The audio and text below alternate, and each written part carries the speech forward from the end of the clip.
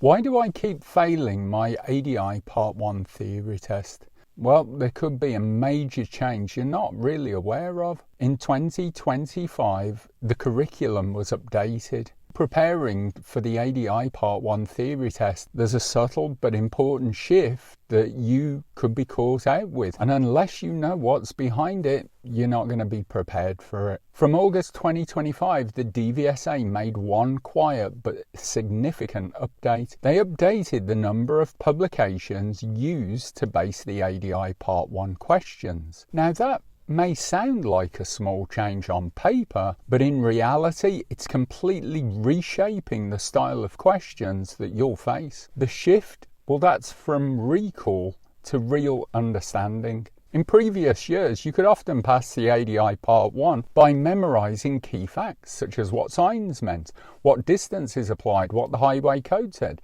But the new question design goes deeper. The DVSA now wants instructors to interpret knowledge, not just recall it. So you can expect more scenario-based questions that test whether you can apply professional judgment in real-world teaching situations. For example, you could face a question that says, your pupil approaches a junction where visibility is restricted by parked vehicles. According to the national standard for driving cars and light vans, what would be the correct teaching approach? Now that's not something you can answer by memory. You have to understand risk management, observation principles, and instructional techniques. The expanded source material questions are now drawn from 10 official sources, not just the usual 3 or 4. The fully updated list is the highway code, know your traffic signs, driving, the essential skills, the official DVSA guide to learning to drive, the driving instructor's handbook, practical teaching skills for driving instructors, the national standard for driving cars and light vans, which again, we have a whole section of videos on if you want to check them out, the national standard for driver and rider training, driving instructor code of practice, and the official DVSA examiner guidance for carrying out driving tests. Now, if your study notes or your revision only covers the highway code, driving the essential skills, you're revising for the old test, not the current one. What does this mean for you? Well, you need to prepare for questions that test reasoning, not recognition. So here's how to adapt. Read like a teacher, not a test taker.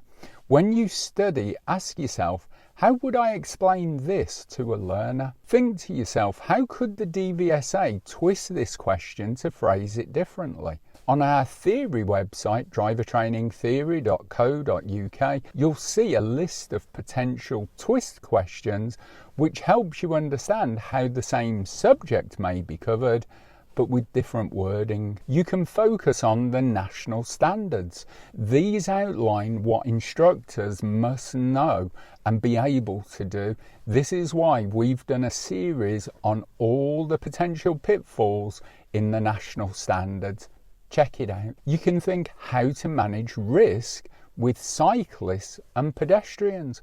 What knowledge of lorry rules is expected? How to apply teaching principles in complex traffic situations. And of course, don't skip communication topics. Many trainees lose marks because they ignore sections on feedback, question techniques, or instructional styles. These are going to be tested more often than ever. So we'll give you an example of a new style question. You're teaching a pupil to reverse around a corner.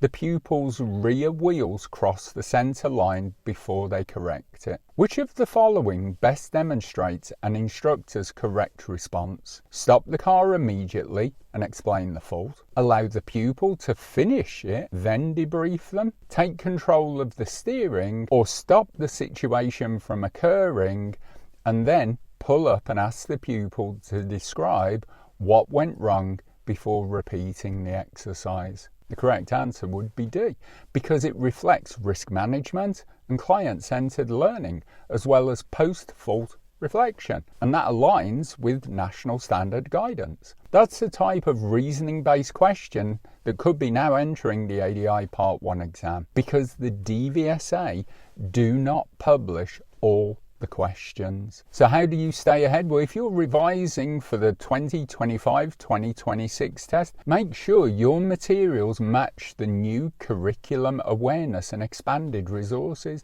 They're on the front page of drivertrainingtheory.co.uk as well as our other sites. If you just go through the original resources, you're training for the old test. So practice ADI Part 1 questions and hazard perception at drivertrainingtheory.co.uk. Study the full ADI Part 1 course with in-depth guidance at adionline.co.uk. And for regular updates, tutorials and example questions, subscribe to our YouTube channel ADI Part 1, which is totally dedicated to the theory test for the ADI Part 1, as well as the hazard perception. Remember, this isn't a harder test, it's a smarter one. The DVSA wants instructors who can think, apply and explain, not just recall information. If you're ready for that shift, you're already one step ahead of most trainees.